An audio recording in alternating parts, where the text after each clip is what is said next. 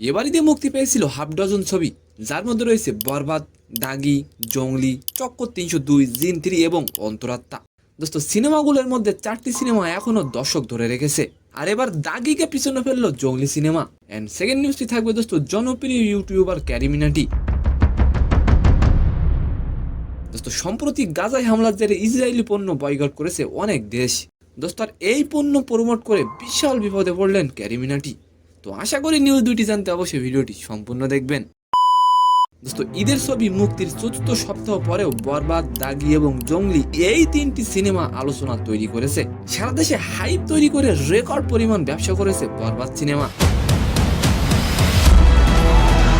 দোস্ত, অন্যদিকে সিনেপ্লেক্সের 6টি ব্রাঞ্চে আফরান নিশোর দাগিকে পিছনে ফেলে দ্বিতীয় স্থানে উঠে এলো সিয়াম আহমেদের জঙ্গলি সিনেমা। দোস্ত, এবার ঈদের আপনার কাছে সেরা সিনেমা কোনটি অবশ্যই কমেন্ট করে যাবেন।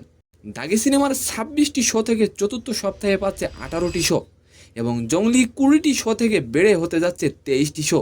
দোস্ত, অন্যদিকে দেশের সিনেমা হলগুলোতে ঝড় তুলে এবার বিদেশের মাটিতে ঝড় তুলেছে বরবাদ সিনেমা। দোস্ত, আর এবার আলোচনা করব ক্যারি মিনাটিকে নিয়ে। দোস্ত, গাজায় চলমান আগ্রাসনের জেরে মার্কিন ও ইসরায়েলের পণ্য বয়কটের মুখে পড়েছে। জনপ্রিয় ইউটিউবার ক্যারি মিনাটি কেএফসির প্রমোশনাল ভিডিও বানান, আর যার ফলে তিনি হারালেন 3 লক্ষ ফলোয়ার। তো সম্মানিত দর্শক, আজকের ভিডিওটি কেমন লাগলো অবশ্যই কমেন্ট বক্সে জানাবেন। আর ভিডিওটি যদি ভালো লাগে অবশ্যই একটি লাইক দিয়ে আমাদের চ্যানেলটিকে সাবস্ক্রাইব করে দিবেন। ধন্যবাদ।